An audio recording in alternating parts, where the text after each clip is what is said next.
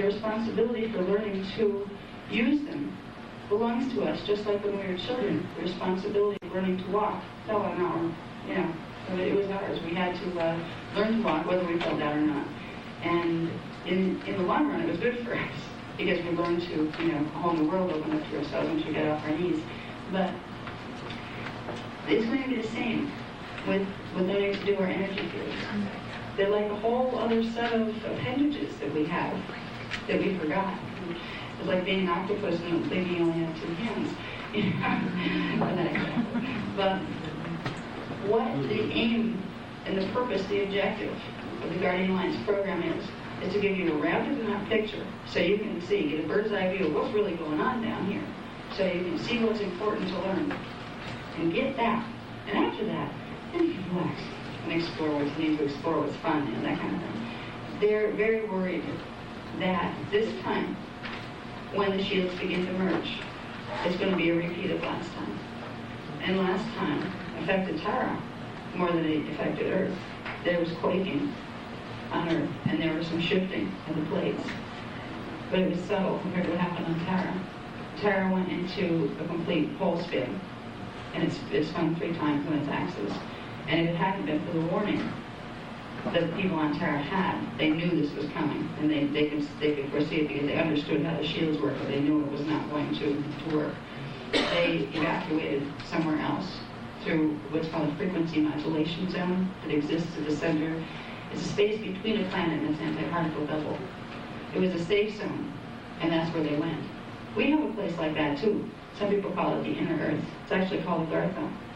And it's a frequency modulation zone that exists between Earth and Earth, antiparticle bubble. Kind of like a half cycle between 2 cycles. It's another space between the spaces. If it hadn't been for that space between the spaces for the Tyrants 200,000 years ago, when the shields crashed, as they call it, everything would have been wiped out. Because anything that was left on the surface of Tara was vaporized. Yeah. And what happened that was even more severe was that on the Gaian level, the Merkaba field that connects Gaia to the metagalactic core, which allows these planets and everything on them to have a pathway of ascension out of the time matrix. That connection was broken. The fields were knocked out of alignment. When that happens, the planet becomes a descending planet. It is no longer capable of linking with the stargates at the metagalactic core. So consciousness of that planet and on that planet can't ascend through that planet anymore. The fields of Gaia were repaired, which gave Earth and Tara back their promise of being an ascension planet. And it gave back the people on these planets the ability to return home. Because after a while of incarnating for so many times you can't even count anymore, within the time matrix, your consciousness gets tired, and it wants to go back to a different level. When you are able to achieve that, you know why it's worth it, because it is. It's very true, the things that I'm talking about. When I talk about ascension, I'm not some, spiritual weird person that's just like really hung up on spirituality. In fact, I'm not into like religion and things, hardly at all. I'm into my connection to Creator. I'm into extreme gratitude for having ascension mechanics given back to me, so I could remember my process and have my roadmap back. That has meant a great deal to me, and that's why I go around doing these things and giving these workshops to try to give you the framework that was given to me that allowed me to make that connection and to reawaken. Now, we can go on to the next one, please. Okay. Now, this one is interesting. These are the different phases of Merkaba. Here, when we had harmonic 1 and harmonic 2 merging, we created a hollow phase, which looked like a star type of heaven. Now, the next phase in this integrating of dimensions, because once the first phase is initiated, there's a magnetic thing that happens. All of them start to pull together, and the harmonics start to pull together into a center point. Center point is harmonic 3. Once the Terran and Earth shields have merged, forming the star tetrahedron shape Merkaba vehicle. The next thing to happen is a merger with one of these spirals that I can't reach in, that are up there in harmonic universe 3. So it will go from being 2 pyramids stuck together to 3 pyramids stuck together. Some people call the first phase Hala, bipyramidal structure, which means 2 pyramids, and the 3 pyramid structure a tripyramidal structure. So you have harmonic 1 and 2 blending, and then you have harmonic 1, 2 blending with harmonic 3. That creates their thing called quadriphase Merkaba. Now, the sound tones in these words that they use, the words are used to name these things because it's the tones in those words, those sounds that are used to activate those fields. And in the exercise that we have for activating the Merkaba fields, we use the terms of Hala and Quatra and the others. So the words may sound silly, but they are tones that begin activation processes within the morphogenetic field that allow the Merkaba vehicle to build. Now, this is what the 3 pyramids would look like. This would be quadriphase. So you would be inside of a vehicle of light. You picture yourself as a dot at the center. Your vehicle of light would now look like this, and you would be able to pass through the magnetic repulsion zone between harmonic universe 1 and 2, and also between 2 and 3. So that would be quadriphase. Now Earth is going to go into quadriphase in between 2012 and 2017. It begins to enter it. It enters full Hala in 2017. And when that happens, there's going to be an extremely rapid change of form of that Merkaba vehicle, because you're going to have 2 more harmonic universes blend. The first one is going to be this form created as harmonic universe 4 blends with harmonic universe 1, 2, and 3. That's called the Mahanta phase. And that is when a form is transmuted from its physical matter base into liquid light, crystalline liquid light. This is going to happen in a 3-day period. The Earth is going to go from quadriphase to a Mahanta phase to a Rahanta phase, which is the integration of the 5th harmonic universe. That is going back to pure radiation waveform. Now, we're part of the planet. That means that this is going to happen on us too. If we were looking at these activities from off-planet, we would see a lot. But we're perceiving from in-planet, from the particle pulsation rhythms, here. Because of the formation of the Merkaba vehicles, we're going to be seeing a form constant, even though the form is changing. The form constant is the 3-dimensional reality illusion that we walk around in. It's going to still be there, but it's taking place inside of these.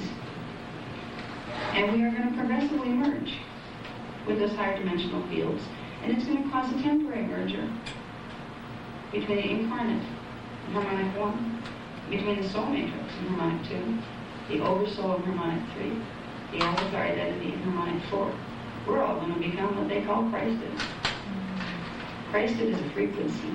It's a part of your entity. It's about love, and it's about much, much more. Our planet is going to enter a condition of becoming what they call Christed. And that means it's going to enter into the Mahanta phase.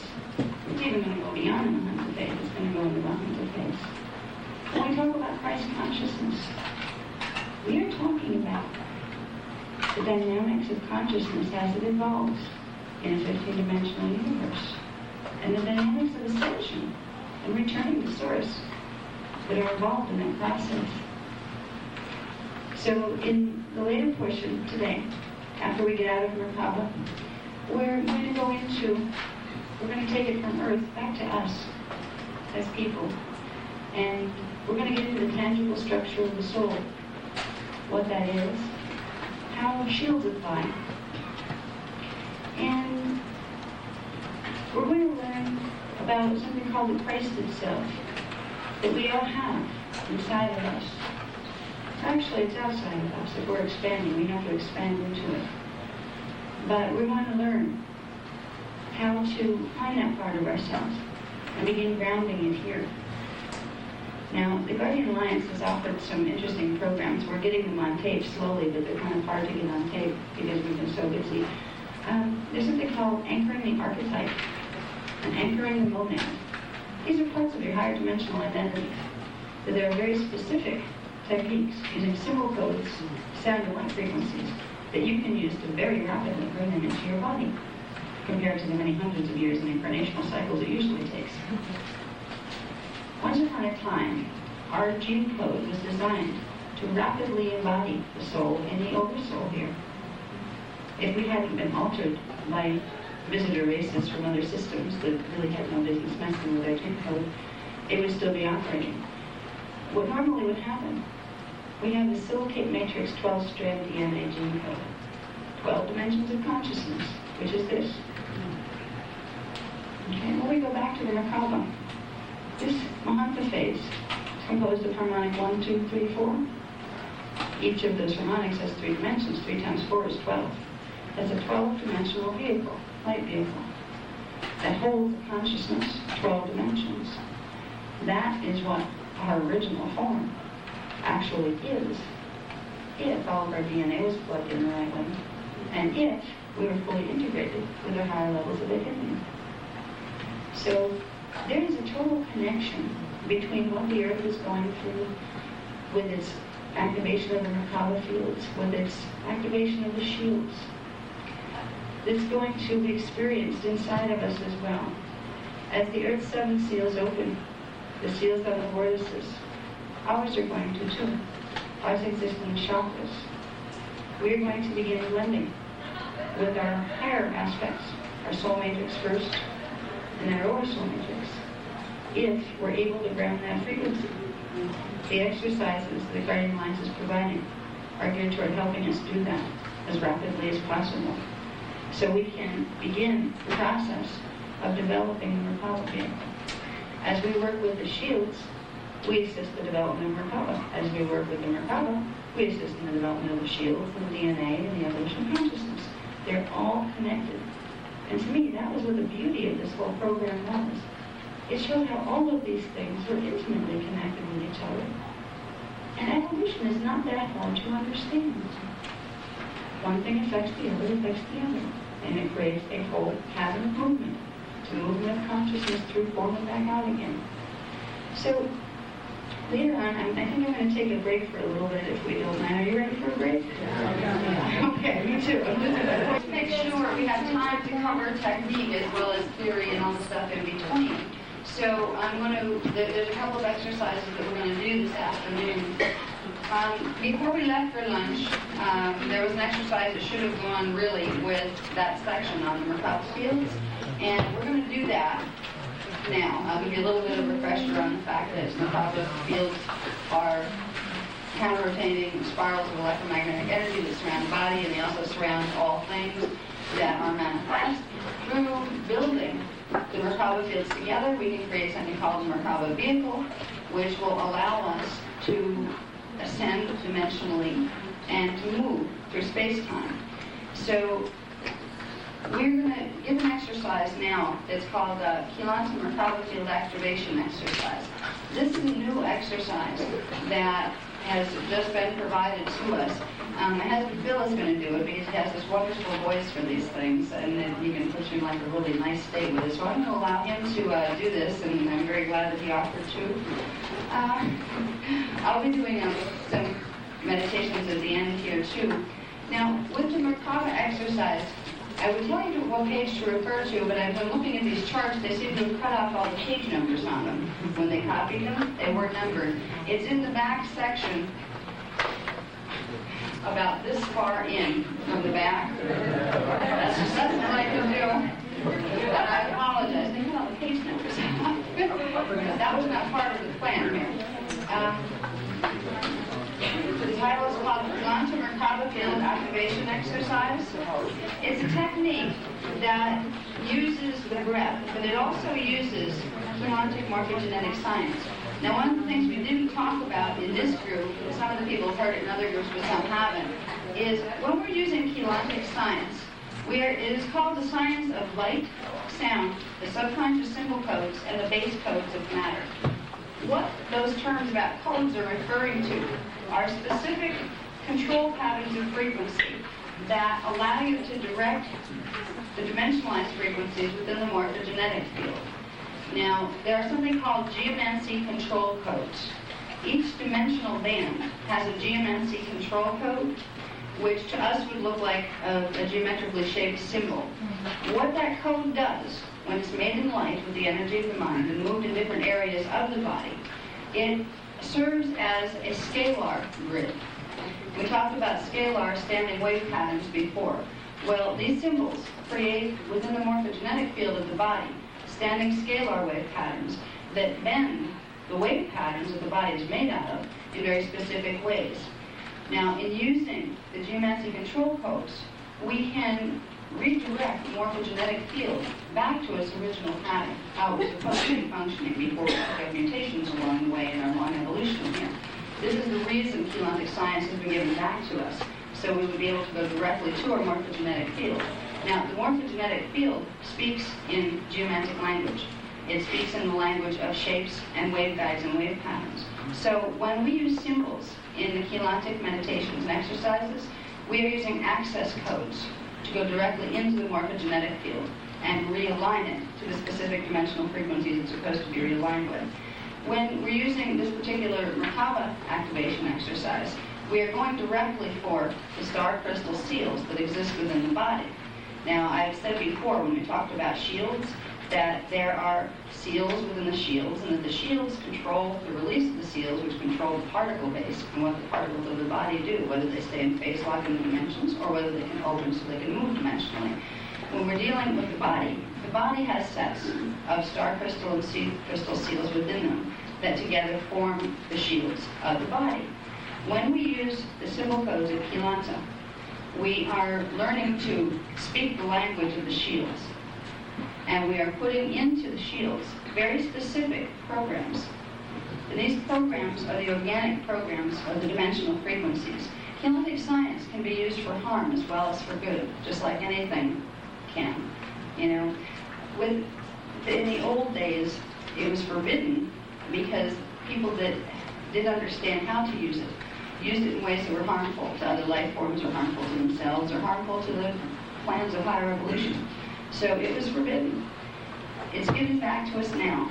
So we can begin to remember what we once knew that allowed us to connect to the earth grid, that allowed us to connect to our higher levels of identity. So when we do this meditation, we'll be using we're using three in this one, right? 3 symbol codes. And do you want to put them on there? Okay.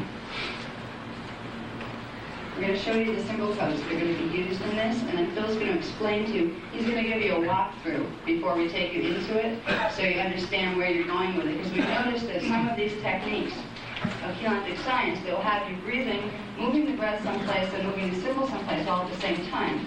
And when you try to put that in writing, do this, this, this, and this, it gets a little awkward. So if we go through it once first, you'll know that like when you do a breath on the inhale and visualize a symbol, you're trying to do these all at the same time. And it's easy once you get used to it. It's just hard sometimes when you first hear it. So we'll introduce this exercise. This exercise is geared toward activating the Merkaba vehicle, which is activating the shields. So it will help you to activate the shields, which will help you to ground the higher levels of your own identity.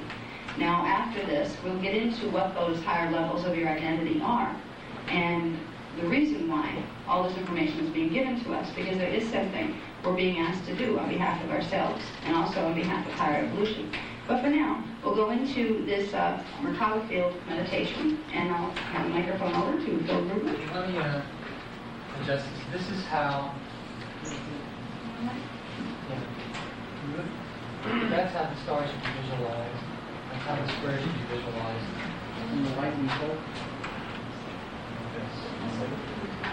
Which is correct. You'll see. Has everybody found the page? Okay. You don't have to vocal, follow with me. Which is first Thursday? Before we do the it'll be explained in the meditation. Okay?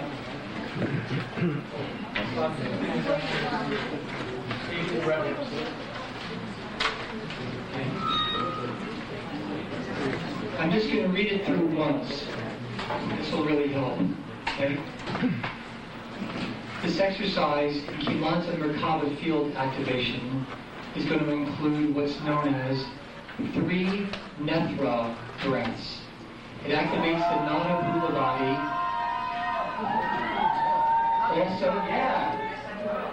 Also known as the Earth Shield, located at the base of the spine. 3 Hala breaths activates the Alfi Bhula body, also known as the Tarrant Shield, located around the thymus, right about here.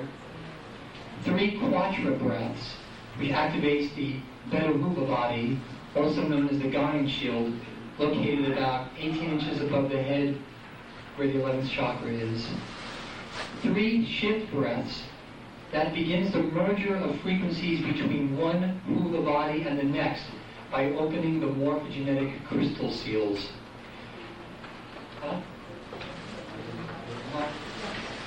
Okay, the Hula bodies are your states of identity, your multidimensional.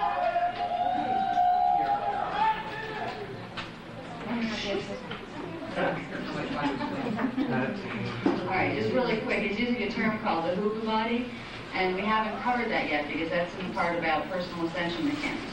Just want you to know that the Hula body can be compared to the diagram that we use to show the 5 harmonic universes, where on each level there is a circle. Well, when we diagram personal identity on each level of the 5 harmonic universes, there would be a circle. They are called Hula bodies, and what they are the shields. They are scalar grids that hold our identity intact within each of the 5 harmonic universes. We have the harmonic universe 1 Nada Hula body, which holds the incarnate identity intact.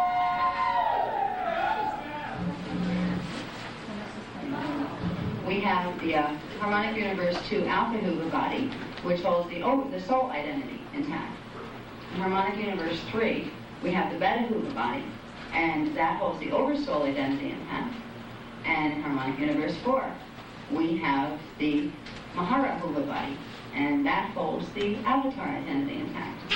And then finally, in harmonic universe 5, we have the Raja Hula body, and that holds the Rishi identity intact. So we have a stack of 15-dimensional levels of identity.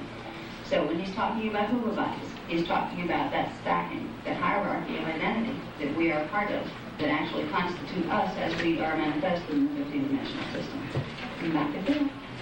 The hula bodies, and they're in, this is in the handout, is it not? Diagrammatically. There are also 3 bodies that are outside dimensionality. The 5 hula bodies that we normally talk about are the ones that are dimensionalized, that go through the 15-dimensional universe, or the 15 harmonics, 3-dimensional frequency bands in each harmonic universe. So we're basically working to bridge the Nadi, Alpha, and Beta Hula bodies, Earth, Tara, and Gaia. Okay? We'll be using the symbol codes, the geomancy control codes with the crystal seals. This chelantic exercise is intended to activate the dormant scalar standing wave grids of the Nada, Alpha, and Beta Hula bodies in order to accelerate the process of hula body merging and incarnate soul oversoul integration. Nada Hula body is the incarnate, the Taurian body, the soul, Alpha Hula body, the oversoul, Beta Hula body. These are the vesicles of dimensional ascension and interdimensional intertime teleportation. In this meditation, breathing should be done through the nose unless otherwise specified. You'll also sit or recline comfortably. You'll be placing your hands with the fingertips touching but not pressing together in the open praying hands position.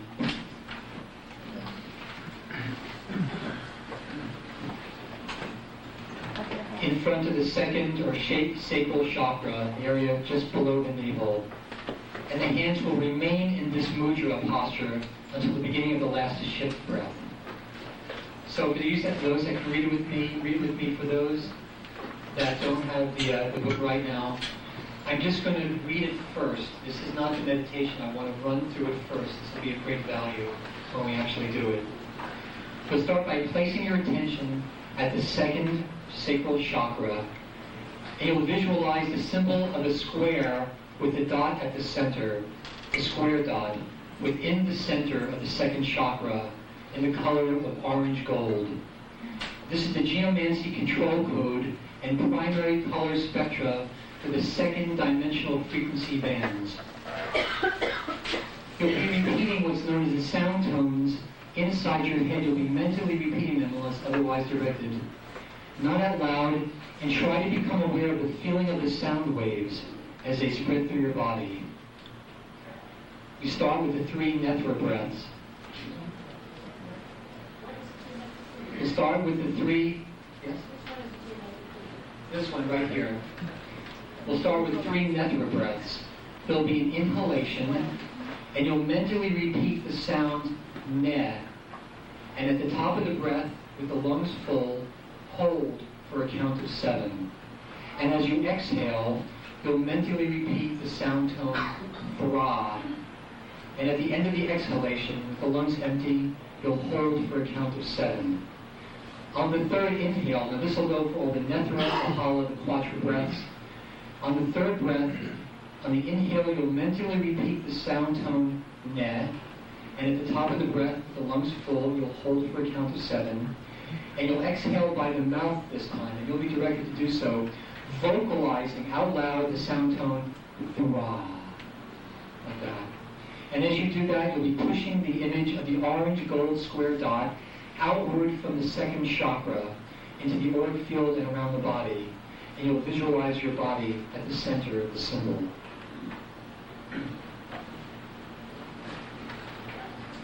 Then we'll do shift breath number 1. You'll be inhaling, and you'll be contracting the image of the square dot symbol from around you back to the center of the second chakra, and then move it up to the navel. And you'll be holding your breath with lungs full for a count of 7. And as you exhale by your mouth, you'll be vocalizing the sound tone nethra, and give a mental command, shift now, while visualizing a blue pentagram, the 5-pointed star, which is the 5th dimensional geomancy control code, stationed at the navel, burst, absorbing the orange gold square dot that you have placed there. Then we'll do the 3 hala breaths. We'll be doing a shift breath, which will be using another geomancy. Then you'll be doing 3 quattro breaths, the 3rd shift breath, using the 3rd geomancy, and then I'll give you the final instructions. So we'll begin. Put it parallel to the chakra, or you lay it flat as if you're looking down on it. As you're looking at bleach, as you're looking down on it. As if you were a clock. 1 point exalted, not the 2 points exalted. Don't have to get into that. Okay, are you ready? Remember, breathing should be done. Do you want to take the light out for this one? Our eyes closed or Yeah. And at the top of the breath, lungs full, hold for a count of 7. And exhale, mentally repeating the sound tone thra. And hold the breath, lungs empty, for a count of 7.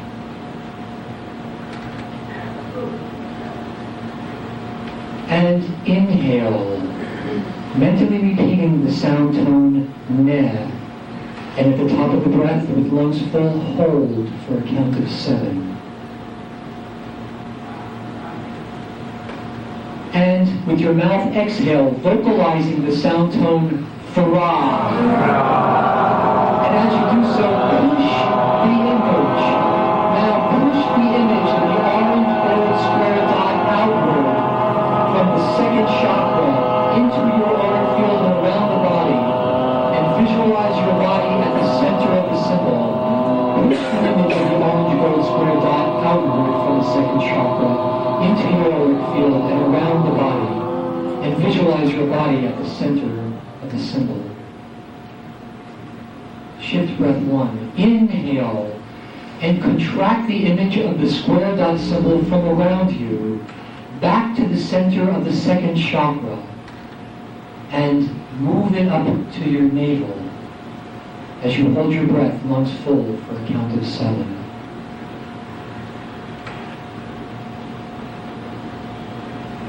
And exhale by mouth, vocalizing the sound tone Netra.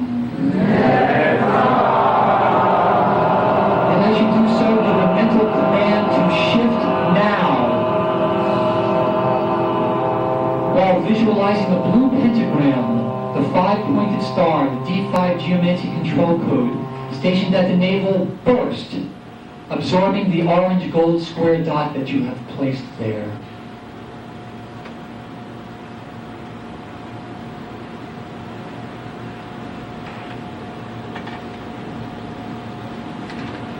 Now we'll begin with the hollow breaths.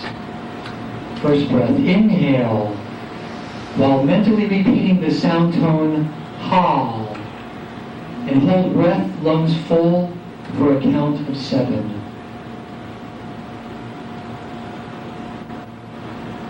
And exhale, mentally repeating the sound tone La, and hold breath, lungs empty, for a count of 7.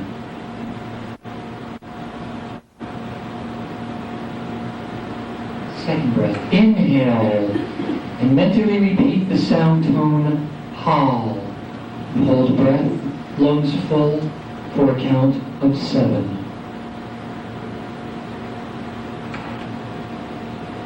And exhale, mentally repeating the sound tone La. Hold breath, lungs empty, for a count of 7.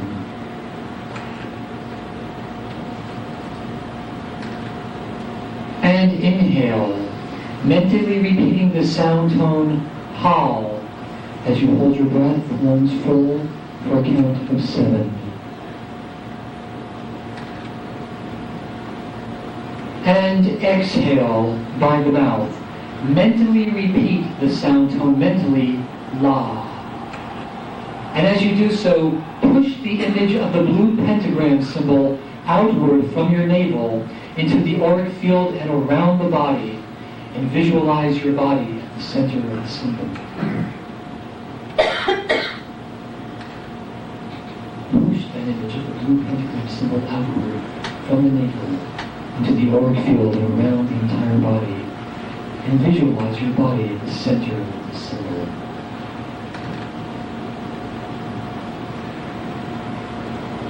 Second shift breath. Inhale and contract the image of the blue pentagram symbol from around you. Then move it up to the 6th chakra and into the pineal gland at the center of the brain. Contract the image of the blue pentagram symbol from around you. Then move it up to the 6th chakra and into the pineal gland at the center of the brain. And hold the breath at the pineal for a count of 7. And exhale by the mouth, vocalizing the sound tone Ha-la. And give the mental command to shift now. And while doing so, visualize the pale gold Z symbol. This is the 2 twin forward slanting lightning bolt symbol. Visualize in pale gold the double forward slanting lightning bolt symbol stationed at the pineal burst, absorbing the blue pentagram that you have placed there.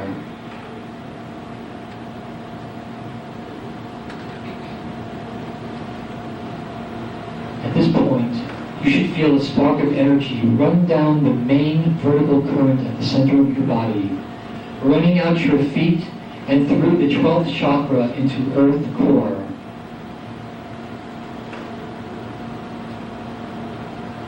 Then you should feel a reciprocal spark rushing back up from earth core through your main vertical current and into the pineal.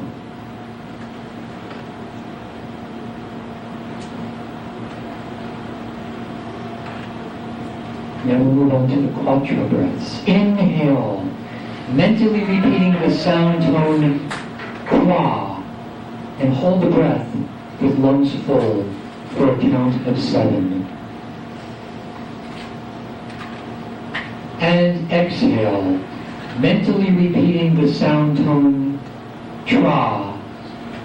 Hold the breath, lungs empty, for a count of 7.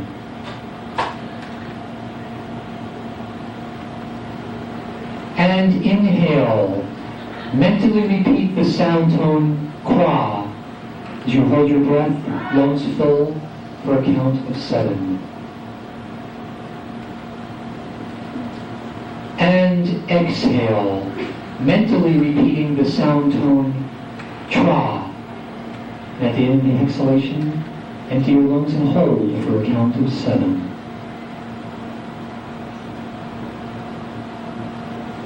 And inhale, mentally repeating the sound tone qua.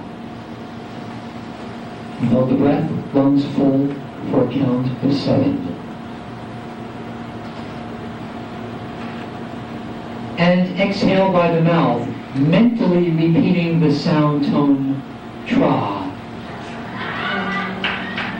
And as you do so, push the image of the pale gold zzz symbol, the twin slanting double lightning bolts, from the pineal gland into the auric field and around the body, and visualize your body at the center of the symbol. So you're pushing the image of the pale gold zzz symbol from the center of the pineal gland into the auric field and around the body, and visualize your body at the center of the symbol. And you should feel a sense of spherical field of energy expanding around you, and the sensation of a horizontal disk of energy expanding outward from the base of your spine and around you about 50 to 60 inches or 4 to 5 feet. Feeling a sense of a spherical field of energy expand around you. And feel the sensation now of a horizontal disk of energy expanding outward from the base of your spine and around you at a distance of about 4 to 5 feet.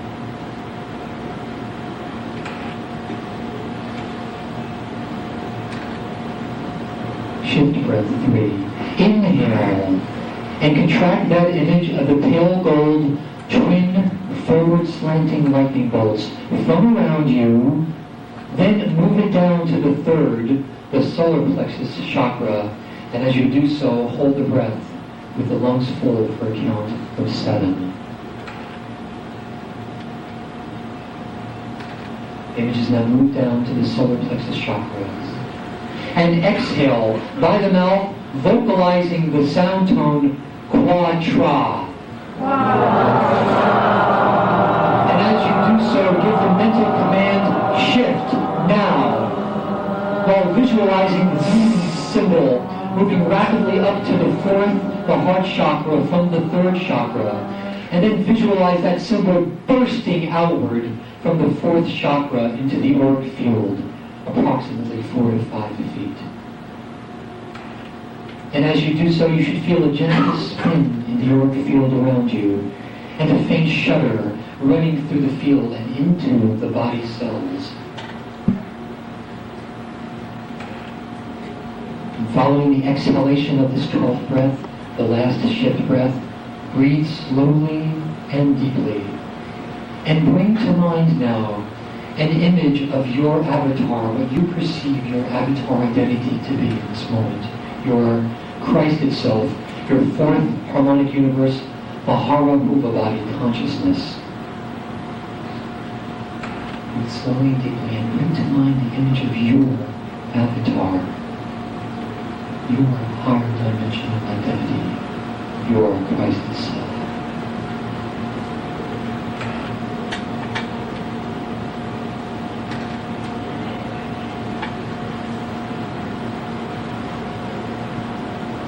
And when the time is right, and your DNA is activated sufficiently to the 7th strand, your Christ itself will give you the final symbol code, tone, and action for the 13th breath.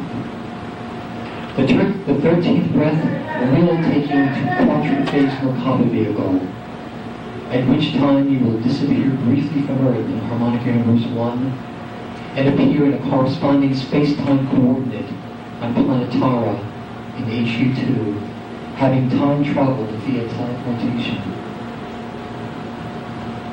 With practice, you can learn to master this process, being able to biologically travel in your quadruped vehicle anywhere you choose in harmonic universe 1, harmonic universe 2, or harmonic universe 3.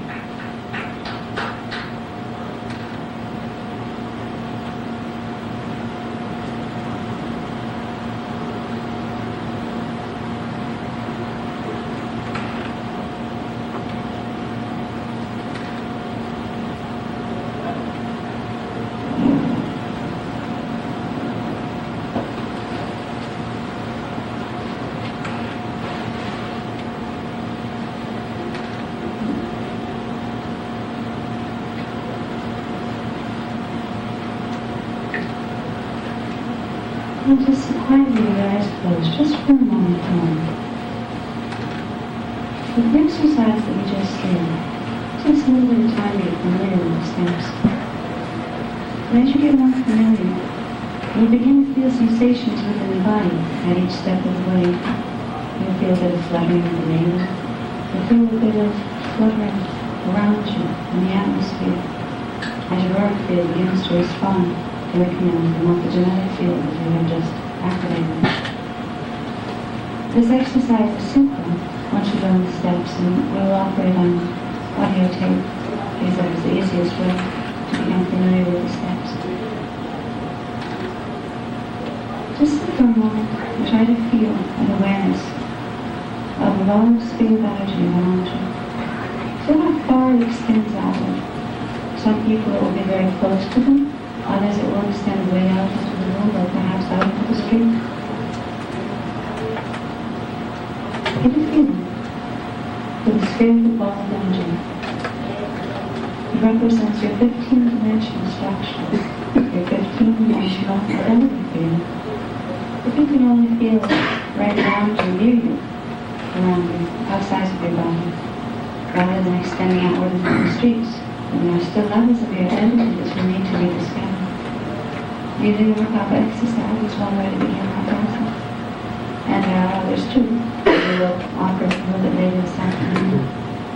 Now let's return our consciousness to the room. And open our eyes.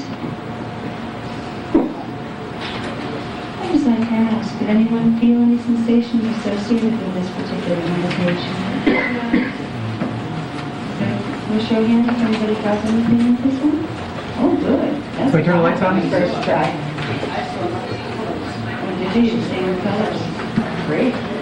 That's good. I was wondering if it would take a little while before that would create effects for you, because there's so many steps, and it's a little bit hard, when somebody's just reading it to you to follow it.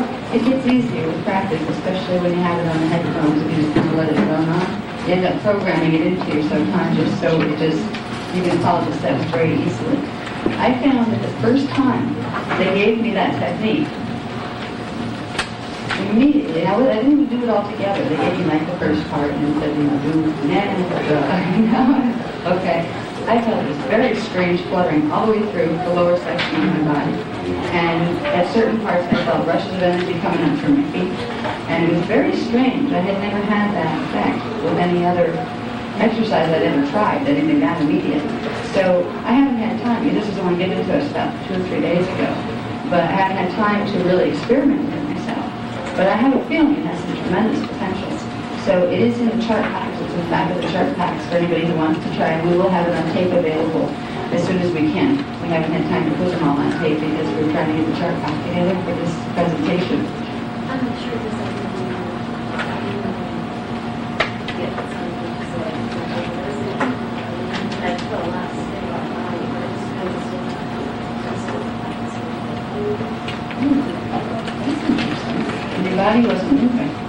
You were sitting stationary? I was thinking I don't know, it's interesting. She's noticing that a strand of her necklace is broken. And and she was simply just sitting there and felt that she felt a moving sensation running through her body. She was wondering if it was connected. I don't know. It could be. When you're dealing with morphogenetic reality, you are dealing with the ability to directly affect matter once you get good at it. I'm a student with you in this regard because I do not know how to fully activate my probably yet. But so this way I get to walk through it with you. You know that there are advantages to that rather than having you come in as a know-it-all and it can disappear before you. Why don't you just give me the last coach? You know, so we can. I think it would be wonderful, and that is really the ultimate objective of learning to do Merkaba. Is if things get a little hairy out there in the next 18 years, it might be a very good place to go to disappear.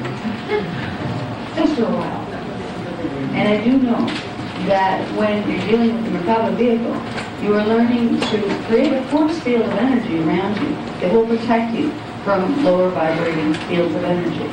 So it is protection. But more important than anything, it's transit. It is through the Merkaba vehicle that you will be able to go through the portals in the passages of Amente going into Tara, if you happen to be on the ascension path to Tara, or to Gaia. The higher levels of consciousness travel in the Merkaba vehicle, and some of them exist as a Merkaba vehicle. If we were to see them in their true form, that's what they would look like. Would be these beautiful shapes and forms of light. So it's giving us some practice for what we're going to be doing once we're out of the human body and we evolve beyond all that. Okay? Now, let's see. We're going to get into this afternoon. We're going to get into the ascension mechanics involved with the human race. Just enough so you can see the simplicity of the process that's involved. There's a lot of complexity within the simplicity, but if we keep it simple, we'll be able to use it. And that was my focus in dealing with the Guardian Alliance, is that, you know, you can give me techniques to death, we can write textbooks for the next 20 years, but can we use it?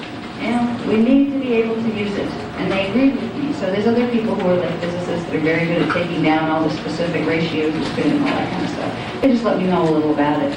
But we have a very nice program of helping people to understand the structure of their multidimensional identity and the processes by which one expands to encompass and hold that identity within you, which creates a process of dimensional ascension, cellular transmutation, progressive building of the Merkaba vehicle, and eventually ascension out of time, space, and matter into pure consciousness. Now, that's the objective of our evolution. And it's like, when you get there, after all this trouble of going through 15 dimensional levels of evolution, finally getting back where you go home into the energy matrix, then what? And, all right, great, I made it home. What do we do now? Most people who do that, and they are called ascended masters, are able to stay in that area if they choose. But most of them, there's some time or another, choose to come back down. Because there are many reality fields to play in. And there are many things to learn. And the universe is limitless. So, when we can understand what it might mean to be, say, an ascended master, or a rishi from Harmonic 5, if we can understand the lineup of identity within this cosmic structure, we can rediscover our forgotten and misplaced parts.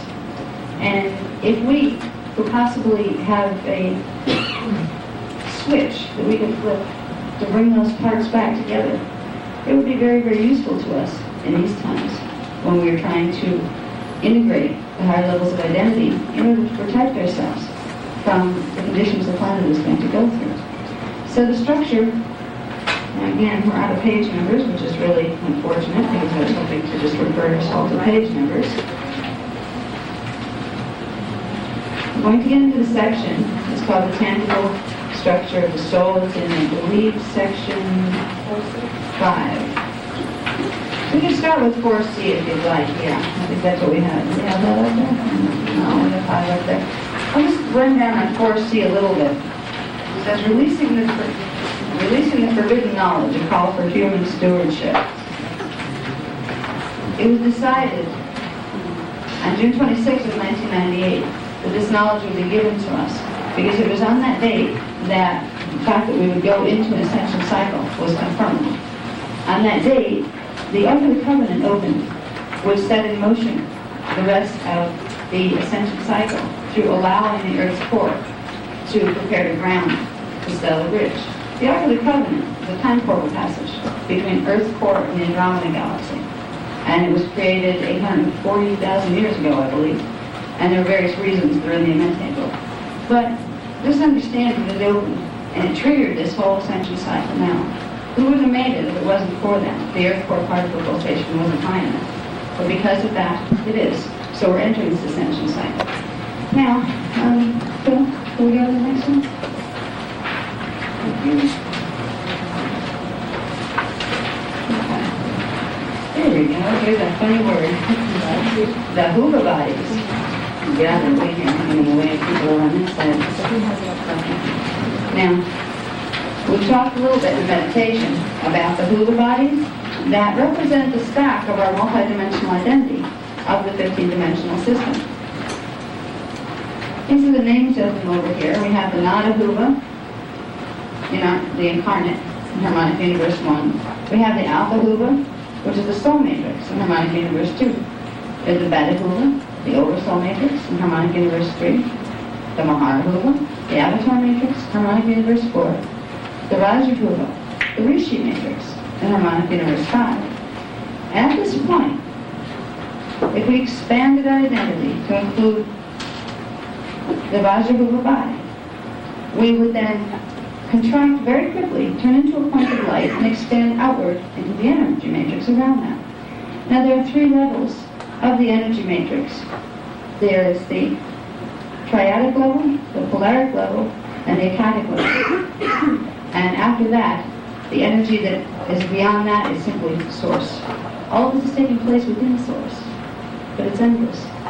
Now, when we go into the 3 levels of the energy matrix, these are the ascended master levels of our identity. That's an identity who started out here, projected himself down here, and then managed to expand himself all the way back out again to be an ascended master. We have the Tanaka Huva body that goes with the level of identity called the geomantic entity. Then a little higher on the hierarchy, we have the Dhyana Huva body, which is the Riche matrix. Now the Riche matrix is actually 2 Rishi put together, so it's double this. So it's a larger identity. And then we have the Prima Huva body as the final step between you as individuated consciousness. And at this point, you're individuated, but you're also a plural. You know yourself as one of many, because your soul had 12 incarnates, and your oversoul had 12 souls, and it builds progressively. So by the time you evolve into these levels, you very rarely say I. You say we, because you know yourself as a collective Gestalt identity. Now the Prima Huva body, they call it the Eckhart matrix. You have the Eckhart level of identity. And there's actually one more area that's not in separation from source, that carries your original pulse. And it's not on this diagram because they just told us about it. They call it the Yuset, Y-U-S-E-T-T-E. And they are the founding and eternal points of consciousness that were the original individuations of source mind into smaller parts of itself. I'm talking about these this time a little bit because in one of the exercises later this afternoon, we're going to attempt to meet beings from the USET level. The USET level is still in a full state of one with source, without the dimensional distortions in between. They serve as guardians, not just over Earth, but over whole universal systems. And in working with these consciousness, with this type of consciousness, if we approach it with reverence, there are many, many things that will be granted us as far as wisdom and knowledge, love, understanding. They will help us in our process of expansion, of growing from the Nada-Huva body that we're in now, and progressively expanding outward. And as we go into these other levels in the 15-dimensional matrix, we are progressively integrating more of the 15-dimensional matrix within us. That is the process of evolution. The morphogenetic field is projected as a point of light, and then it begins to draw through the Merkaba fields, draw frequency from the unified field. it begins to progressively pull all the frequencies that are in that unified field into a cell, at which point it expands beyond that unified field. That field becomes something inside of it, where it once was outside of the cell. So as you progressively expand into higher and higher levels of consciousness, the outside world progressively becomes internalized, and you no longer experience the sensations of separation and matter, space, and time that are created on the mission of separation. So there's an evolutionary process here. It's an evolution of consciousness. And the evolution of your body and your consciousness are intimately intertwined. We can remember the hula bodies correspond with the planetary shields. So if we don't understand what I said about the shields, maybe now you can apply what I just said about the hula bodies and how they expand and progressively allow the higher identity in. This is the process that Earth is going to be going through as it enters Matrapa. And as we work to integrate our higher identities, we are going to be creating the same process of entering Matrapa. So it is the same process for both of us.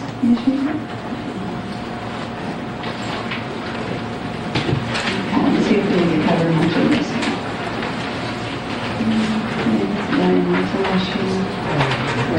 Okay, this is just basically a look of the substance anatomy of the different group of bodies. And we covered that a little bit before. We didn't get into the biology types, but we can do that now. On the Nada body, which would be gross matter density level 1, so like the matter level that we have here, the heaviest matter. That's where you have carbon-based biology and physical matter as we know it here. And that is the world of the incarnates, composed of dimensions 1, 2, and 3, and the represents common universe 1. Now, it has 3 levels of mind associated with it. Every Hula body, every level of identity has 3 levels of mind associated with it. On the non-Hula body, our level, there's a subconscious mind, there's the instinctual mind, and there's the reasoning mind. Now, when we begin to expand into our higher identity, which is part of our natural evolution right now to do so, when we get into the Alpha Hula body, which is our identity of dimensions 4, 5, and 6 from Universe 2, we begin to develop astral consciousness first. Astral consciousness goes with the 4th DNA strand. It goes with the 4th dimension. And as we begin to expand into the 4th dimension, our 4th DNA strand begins to activate, and we begin to perceive the astral planes of the 4th dimension. Above that, there's something called the archetypal mind. That's also the archetypal reality field, because it's from there that we as souls created ourselves as incarnates down here. And we have a body there that parallels our own, but it's at a higher level. It holds more consciousness. It's more perfected, if you will. It has less density than the body here. And it serves as the archetype or the template for this body. There are ways to use our archetype identity, which is stationed within the talent time fields that is coordinated with our lives here.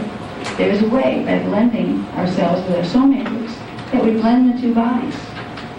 And any distortions that are in this body can be healed by merging it with the original archetype. It's very powerful. When you begin working with these techniques, it's like having a template that was fine and held with its natural state, and then the body's separated a bit, and influences down here cause problems, mutations in the body. But then you realign it with its original template, which vibrates faster and stronger than it does, so it will be the dominant vibrations. It reorders the vibrations. It's going beyond the astral body. The astral body is basically in D4. When you go into the 5th dimensional consciousness, it's a consciousness, not just the body. You kind of lose being in that etheric-like body that you run around in the astral, and you go into a cognition level, and suddenly you find yourself in a state of bilocation. That will be the first awareness of it, where you begin to realize you are simultaneously living in time fields down here and in time fields up there, and that they're intimately connected. After a while, you can learn to flip your consciousness back and forth. Like, what am I doing over there now? And this will be your home station until you blend the 2. And once you blend the 2, the reality perception of both of you start to become one. The world starts to become one. Now, most people most people don't understand the death process here. If we leave the body here and we move into our astral body, then what? Well, if we have enough frequency in our morphogenetic field, we are able to vibrate fast enough to merge with our more perfected body. And that's what in religious traditions is called ascension. We're out of here, we don't have to come back, we don't have to incarnate here anymore. So if we understand that process, you don't have to die to be able to merge your consciousness with that body. And if a full merger was able to take place, you would not die. Because that body is immortal. And it is immortal because it does not carry the genetic blockages that have caused our race to enter death cycles when they were not a natural part of their original blueprint. Once upon a time, with their levels of identity, there was a genetic code created called the silicate matrix that was intended to be able to hold 4 of the levels of identity: the nada, the alpha, the beta, and the mahara of the bodies.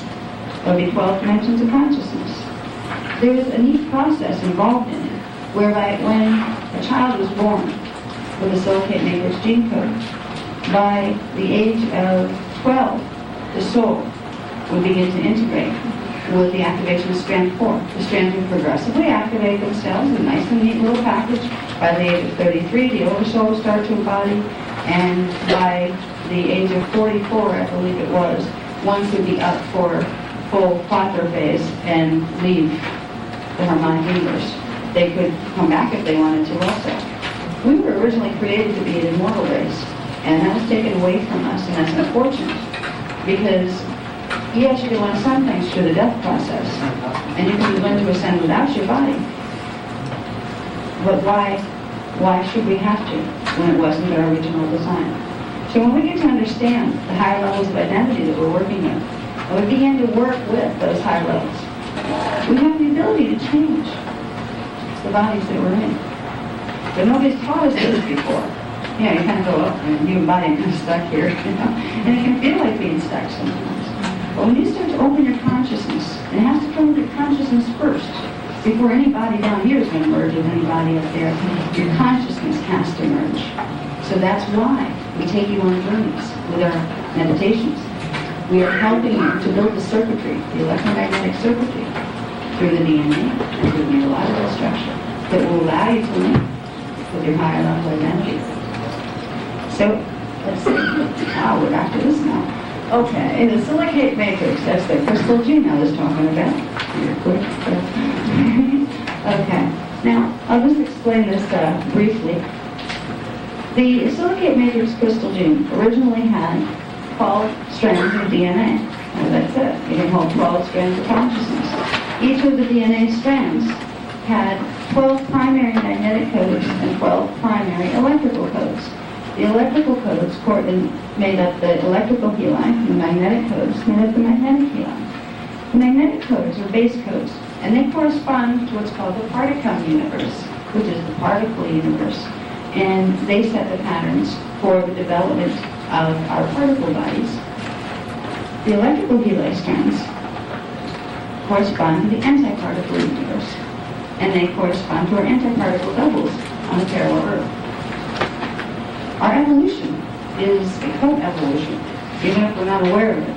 Our DNA is linked to the body of another who looks like us, but exists in another space-time system.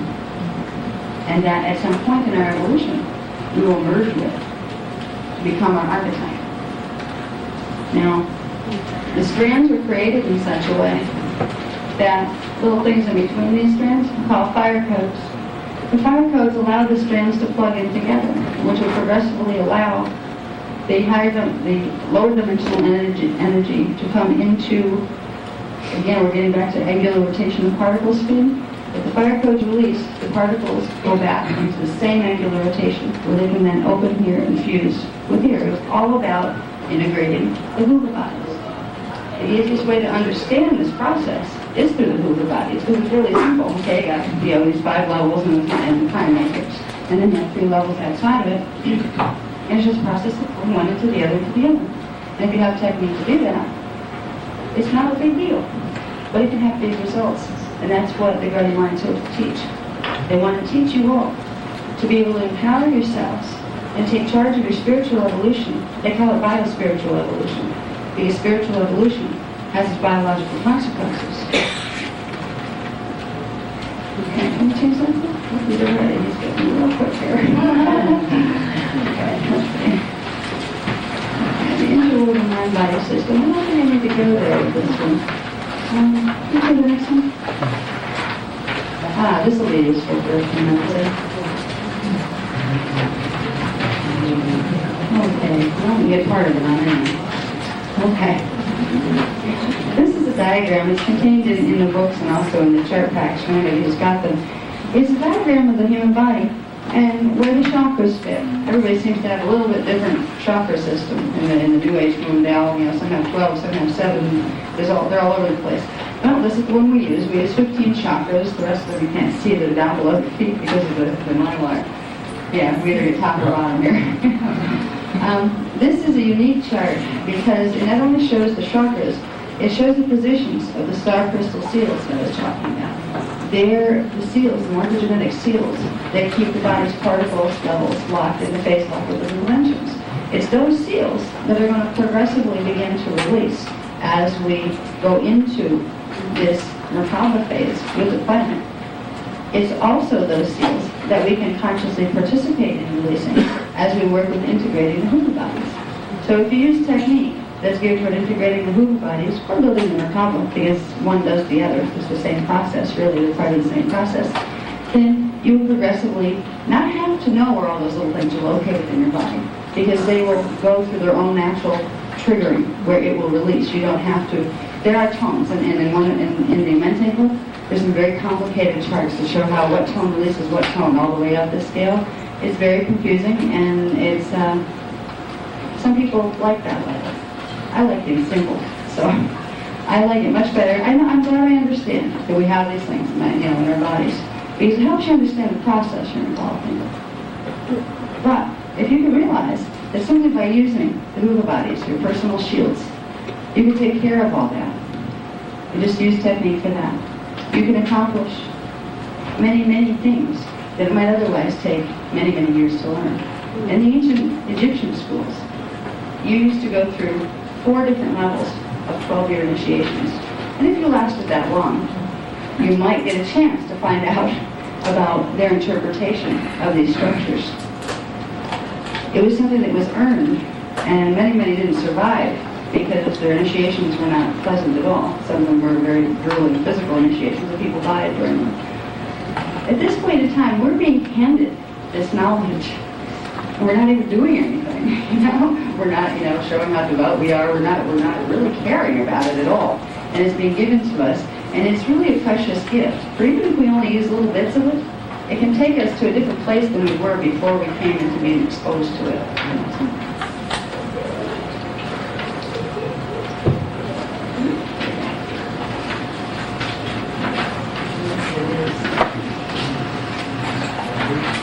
Getting a little hot over here. You're trying to get some air circulating. Good idea.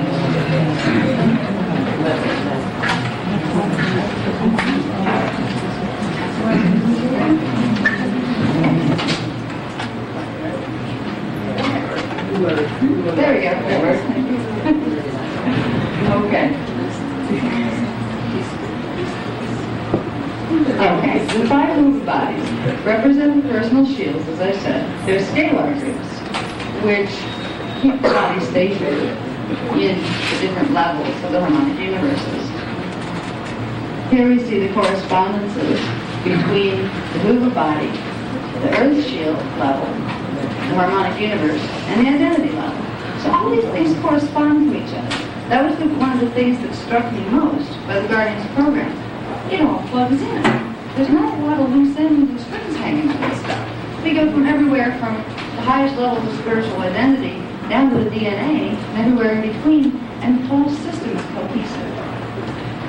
It makes sense. And it's very, very powerful.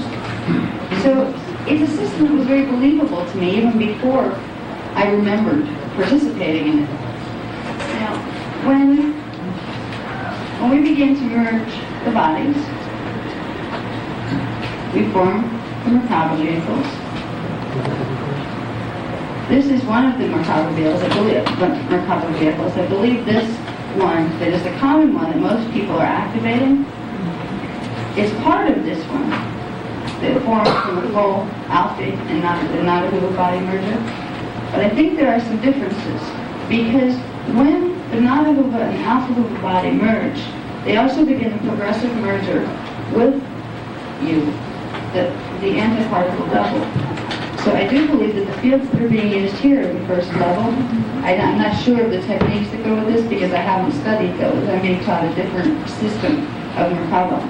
But these would go inside of a set of these, and together they would create the bodies that would take you up, the light bodies that would take you up into ascension. So there's some information that I'm looking for also from other people who are into Merkaba mechanics. I would like to see where our system plugs into theirs, because this system that they're giving to me is new to my knowledge.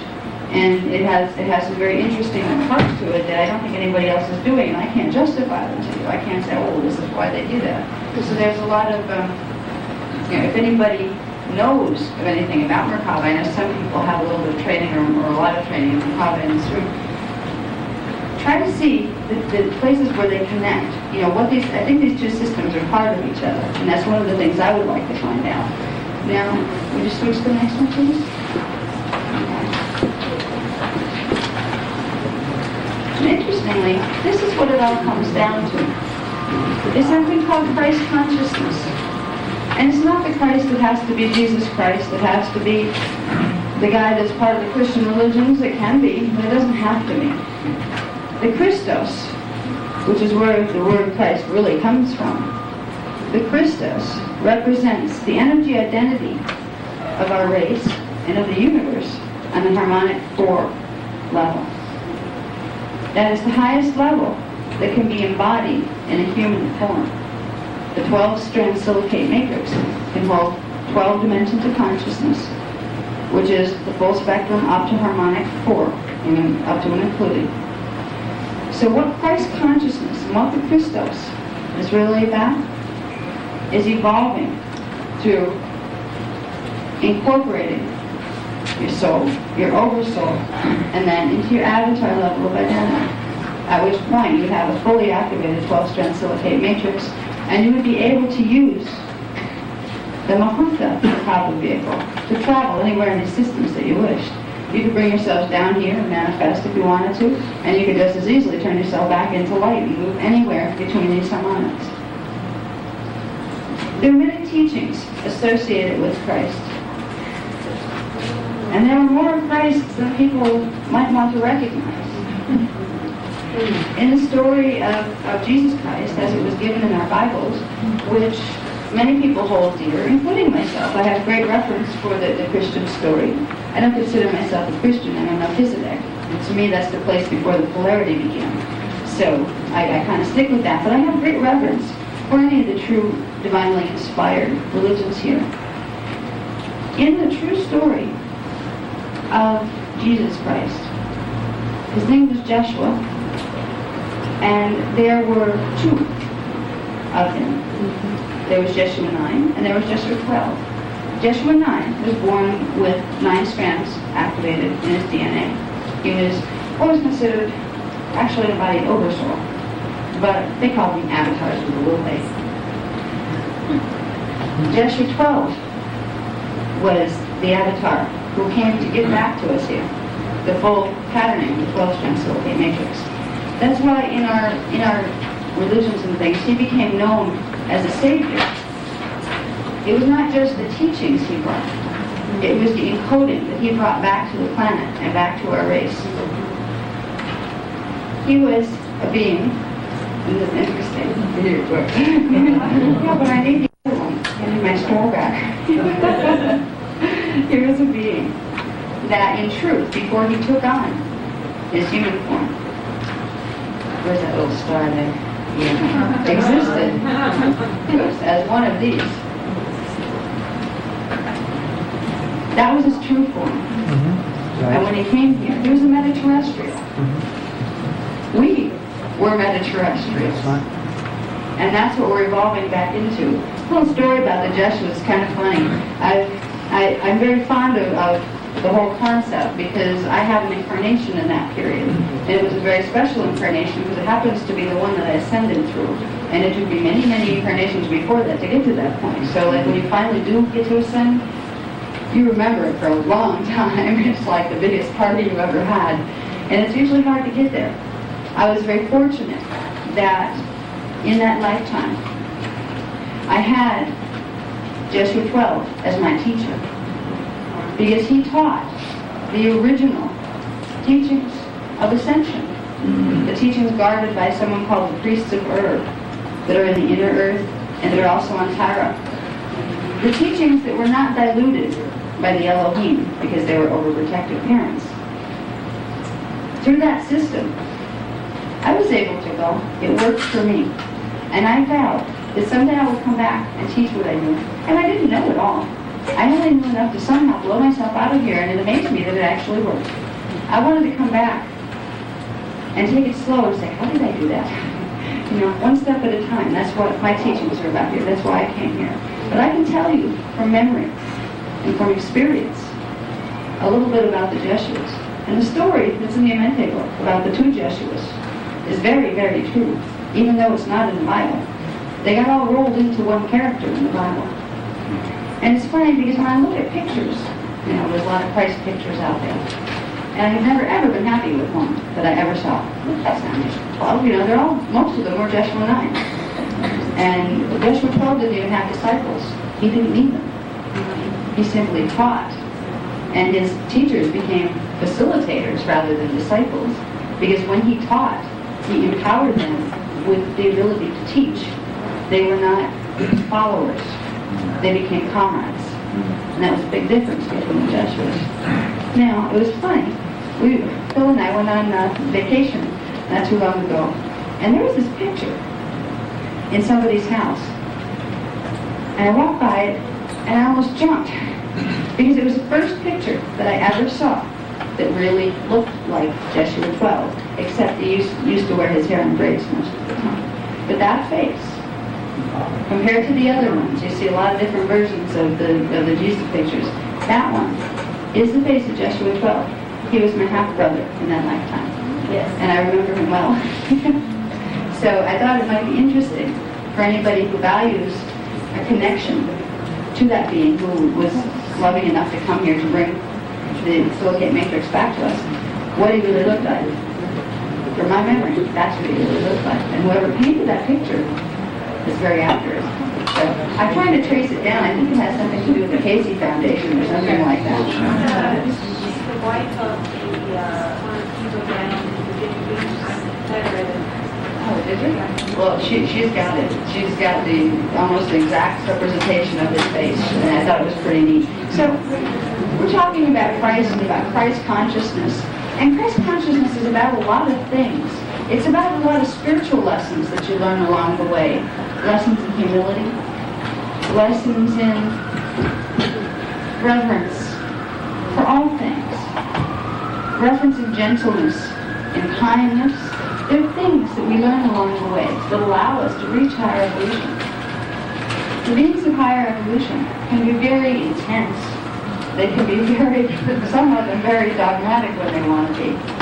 But they have very, very pure hearts when it comes to truly, truly wanting the successful evolution and ascension of all beings. They're not elitist. They are loving, and there's a big difference. These are some of the things that humans here need to learn. We need to remember that we're all part of this whole one conglomeration of energy. And in so being, when we look at each other, we are looking at another face of God. And due respect is required. And when we look in the mirror, we are also looking at another face of God. And again, due respect is required. There is a way to create win-win situations for you to get what you would like to have in your life, but also do it in a way that's in line with the higher evolution. And part of this comes from finding those other parts of ourselves, which is hard to do if we're still focused down here. That's where guides and guardians and things like that come in. They are there and they do care. In a little bit, I want to take you through an exercise.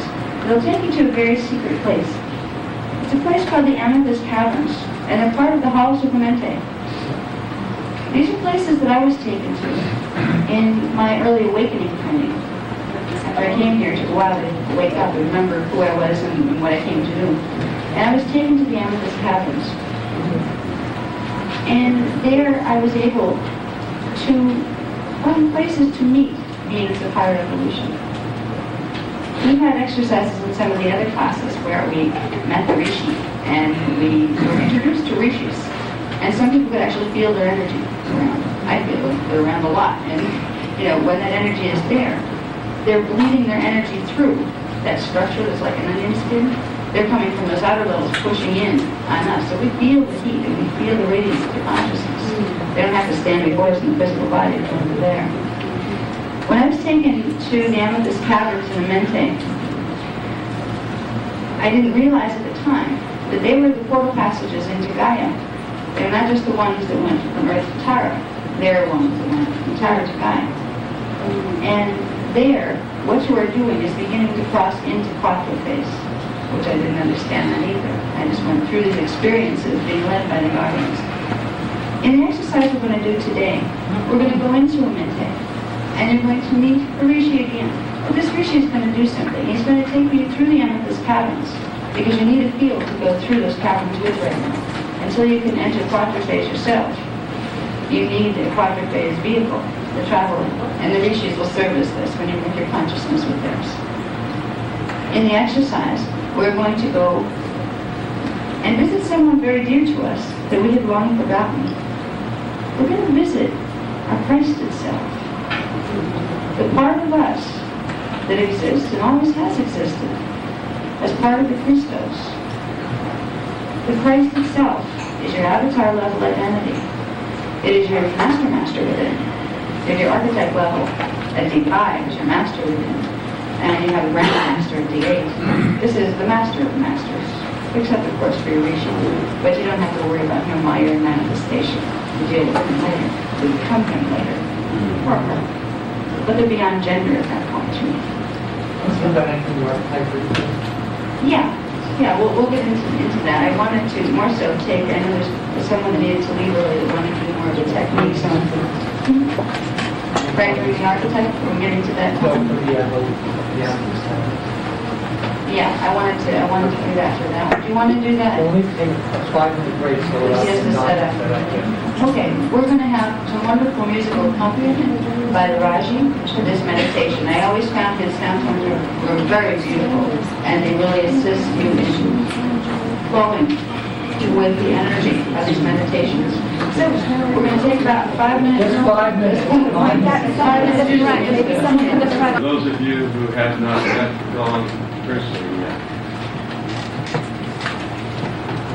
this is the instrument that was sent to Earth as an instrument of power in which the original Om sound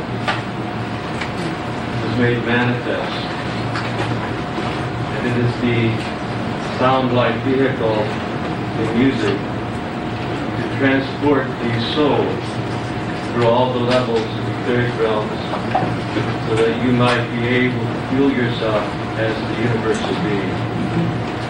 So, take the sound in, use it, let it be a vehicle for you to go deeply into this meditation where you align yourself